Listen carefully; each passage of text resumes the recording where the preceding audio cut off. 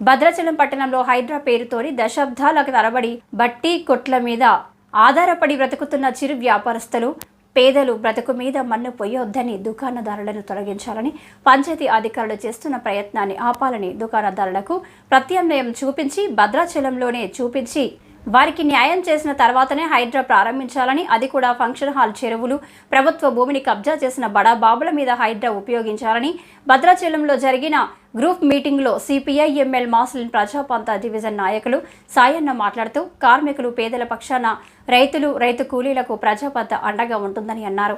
బడాబాబులు Bhadrachalam agency అయిన ఏరియాలో బినామీ పేర్లతో అనేక రకాల కాంప్లెక్స్లు, హాస్పిటల్లో, ఫంక్షన్ హాల్లో, దేవాలయాలు హైడ్రా ఉపయోగించి ఆ స్థలాన్ని గిరిజనులకు, చిరు వ్యాపారస్తులకు, పేదలకు పంచాలని, భద్రాచలంలో హైడ్రా చిరు వ్యాపార దుకాణాలు కోసం ఉపయోగించడం కాదని వీలైనంత మేరకు బడాబాబుల మీద ఉపయోగించాలని, ఆ భూమిని పేదలకు, గిరిజనులకు పొందాలని కోరారు. ఈరోజు భద్రాచలంలో జరుగుతున్నటువంటి మినీ హైడ్రా పేరుతోని పంచాయతీ అధికారులు చిరు వ్యాపారస్తుల కిరాణా షాపుల మీద పడి రోడ్డుని ఎడల్పు చేయాలనేటటువంటి పేరుతోని దశాబ్ద కాలాలుగా వాళ్ళు ఆ కిరాణా షాపుల మీద వాళ్ళ కుటుంబాలను పోషించుకున్నటువంటి పరిస్థితి ఉంది.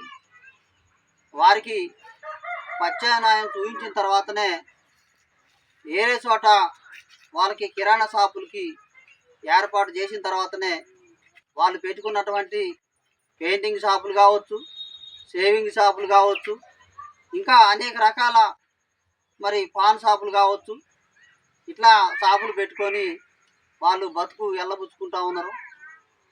భద్రాచలంలో ఏజెన్సీ అయినప్పటికీ బినామీ పేర్లతోని 100 ఎకరాలు ఉన్నటువంటి పరిస్థితి మనం చూస్తూ ఉన్నాం. ఆ 100 ఎకరాల్లో పెద్ద పెద్ద అంతస్తులతోని డాబాలు కట్టినటువంటి పరిస్థితి ఉంది. ఇవాళ ఫంక్షన్ హాల్ కట్టినటువంటి పరిస్థితి ఉంది. అనేక రకాలుగా హాస్పిటల్లో కూడా బినామీ పేర్లు కట్టినటువంటి పరిస్థితి ఉంది. ఇవన్నీ కూడా వీటి మీద ఈ ఏదైతే హైడ్రా ఉందో దాన్ని ఉపయోగించి గిరిజనులకి, ఎస్సీలకి, ఎస్టీలకి, ఇట్లా పేదలకి ఆ భూమిని పంచాలని చెప్పేసి ఇట్లా పేదలకు ఉపయోగించడం కోసం ఈ హైడ్రాను ఉపయోగించాలని చెప్పేసి మేము సిపిఎంఎల్ మాస్లైన్ పార్టీగా మేము చెప్పదలుచున్నాం. ఇప్పుడు ఏదైతే దుకాణాల మొత్తాన్ని కూడా తీసివేస్తూ ఉందో గవర్నమెంట్, వాళ్ళకి ఖచ్చితంగా ఏరే చోట ప్లేస్ చూపెట్టి వాళ్ళని అక్కడ చేర్చిన తర్వాతనే అప్పుడు వాటిని రోడ్డుని ఎడల్పు చేయాలని చెప్పేసి మేము డిమాండ్ చేస్తూ ఉన్నాం.